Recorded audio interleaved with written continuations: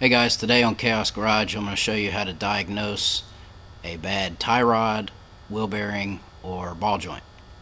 The test is pretty simple. All you got to do is jack up the vehicle, but I'll get to that in a second. Let me get set up and we'll be back.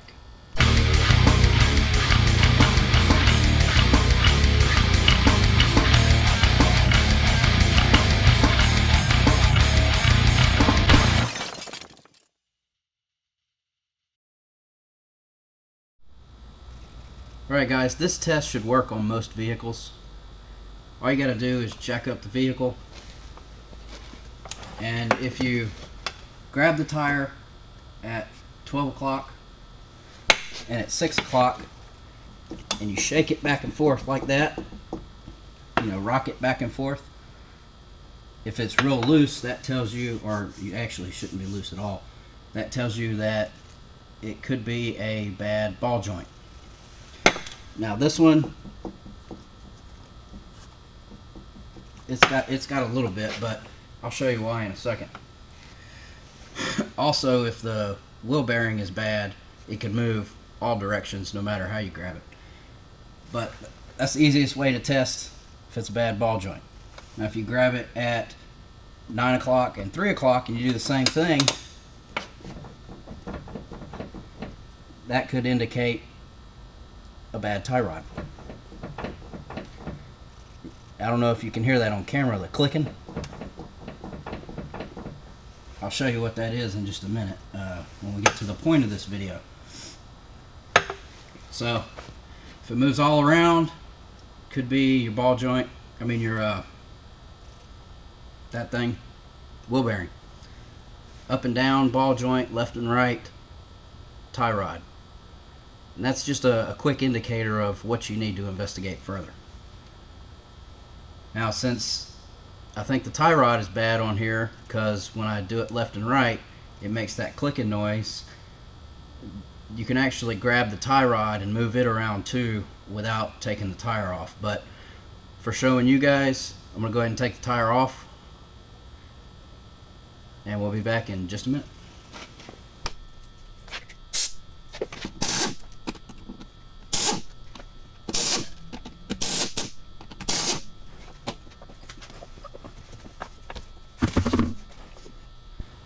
Alright, another way to test if you've got a bad wheel bearing too is you can take, on this vehicle at least, that right there that sticks out, and you can move it up and down and left and right.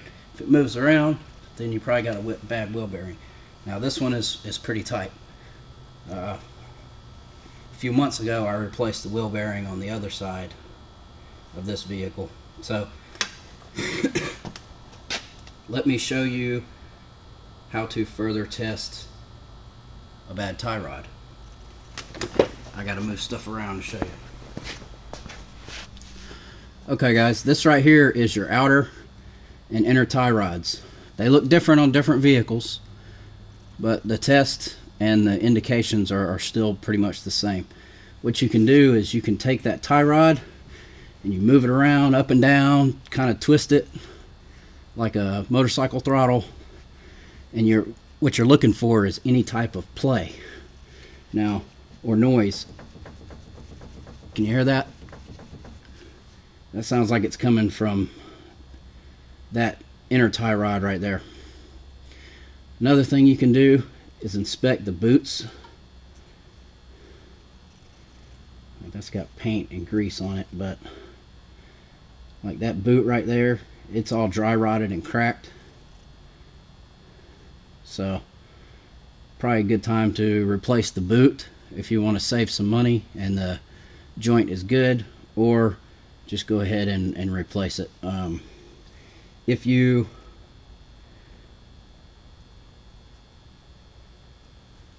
buy them at a local parts store, well, I ended up buying the lower or the outer, the sleeve, and the inner for this vehicle off of Rock Auto for the same price it would have cost me for just the outer from the local parts store, and it was here in 2 days. So I was happy with that. That's all right. I'm good with that. So this vehicle, now that we're going to get more specific into this specific vehicle, this is my 98 Oldsmobile Bravada. Same thing as a GMC Jimmy. It's got the 4.3 liter Vortec in it, little V6. So what I'm going to do is I'm going to take the nut off that's right there on the inner tie rod. I'm going to take this cotter pin out. I'm going to take this castle nut off of this lower or outer tie rod. And then what I'll do is I'll take a pickle fork, which I'll show you in a minute, and you wedge it in there and you tap it with a hammer, and eventually it'll pop that loose. So give me a few minutes to gather the tools that I need. And I'm going to take those nuts off, and then I'll be back.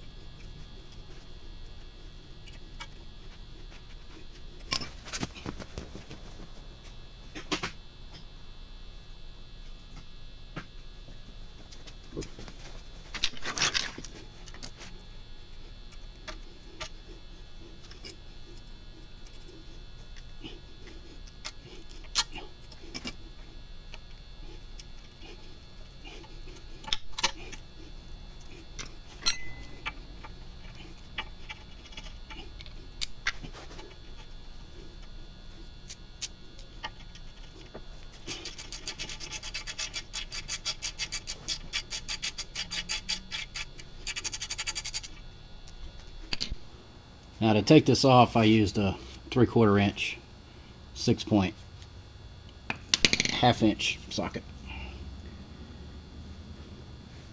Now one thing I didn't explain was the symptoms that make you start looking at a ball joint or a tie rod end.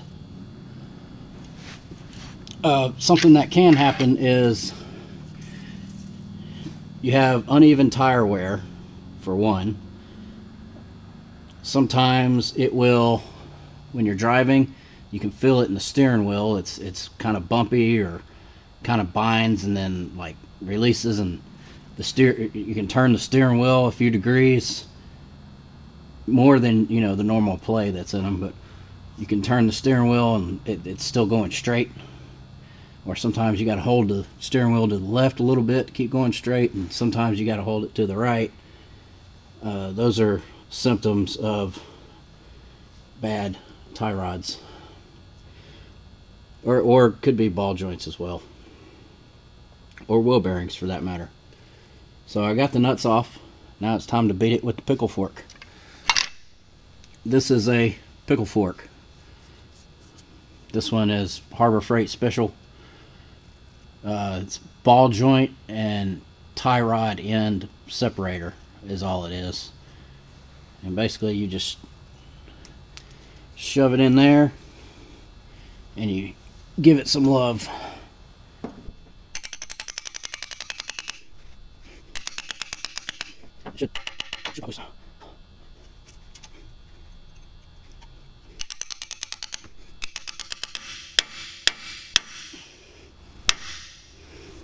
There we go, just like that.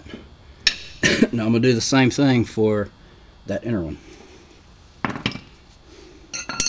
Doing this at an awkward angle is difficult, just so you guys can see. Just so you know.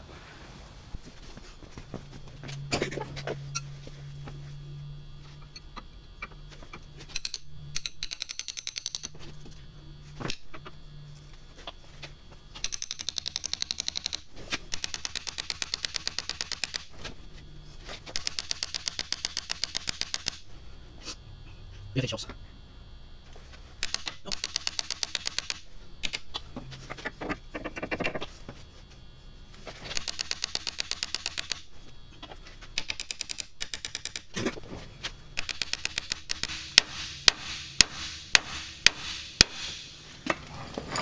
There we go. Pickle forks. Gotta have them to do something like this. And there we go. There it is.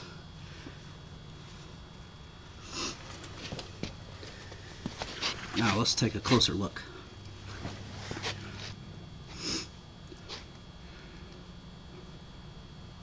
Take my fat.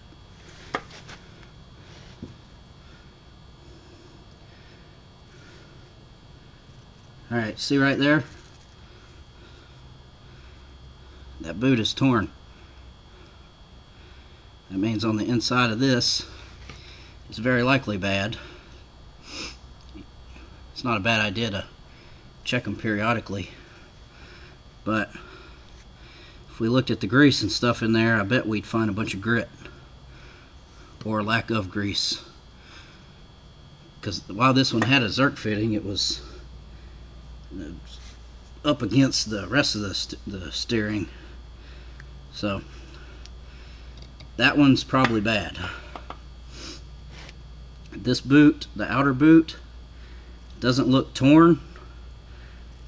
I have greased it, but the boot is dry rotted. Alright, well there you go. That's it for removing it. Alright, let me clean up a little bit. Clean this up a little bit and we'll be back. So from Rock Auto, I went ahead and ordered that whole assembly that I just took off. So there is your inner tie rod right there, and it's got a little castle nut, and it comes with a Zerk fitting, and this one goes in the end. The Zerk fitting goes in the end here instead of out the back like the other one did, so I'll be able to grease this one. But it comes with its own castle nut. Let's go ahead and open her up.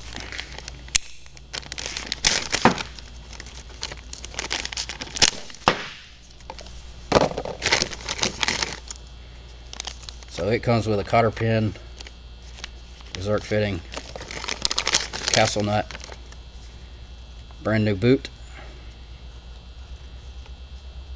Heck yeah, looks good. So we'll get to that in a minute. We've got, these are all economy parts too. Here is your sleeve. I guess that's what it's called. That both ends thread into and you lock down.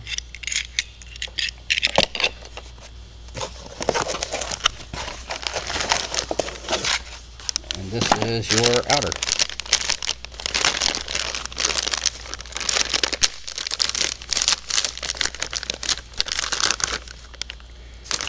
Comes with a castle nut. And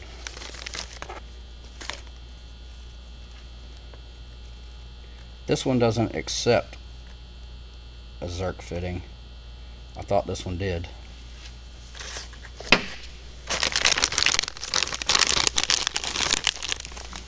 Oh well, it needs it anyway, so we're going to put it on. And another cotter pin.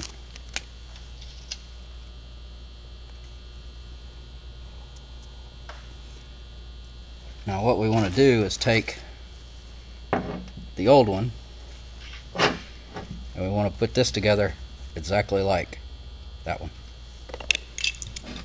So we'll start with our outer.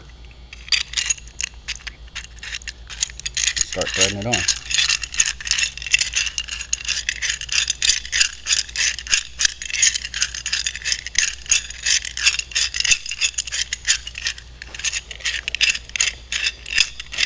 Alright, so GoPro battery is about to die.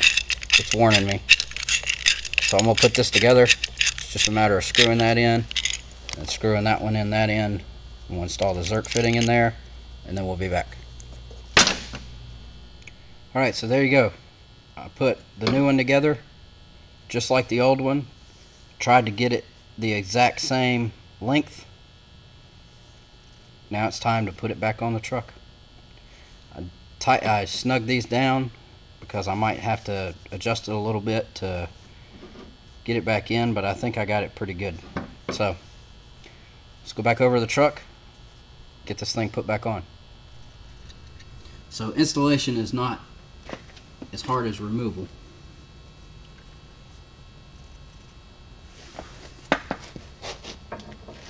You would think. Alright, that inner one had a boot on it. Well, a boot protector on it. I noticed it was cracked and I'm like, oh, no way. I got a messed up one already. But take that off. It really helps.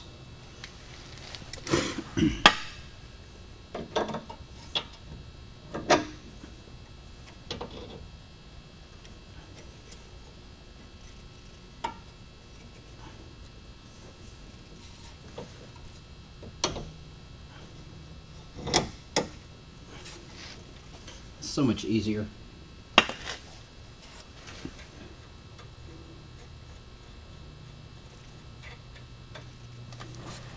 Get my castle nut started. I'm going to tighten these down, put the cotter pins back in, and grease that one. Yeah, I got the grease fitting pointing down. Now these are wedged shaped, so tighten them down, put your cotter pin in so it traps that castle nut, grease it up, you're good to go. We'll be back once that's done. Alright, so there we go. Tie rod ends are back in, castle nuts are on, cotter pins are in, tighten down my sleeve, and now there's no play, no slop, no movement whatsoever. So we were right. Inner tie rod in. I got to put some grease in that one. I'm going to put the tire back on and then we'll wrap things up. Alright guys and girls, not too hard of a job. Now what you need to do after you do this is go get a front end alignment. And my battery's low again. Yep, this is the junk battery.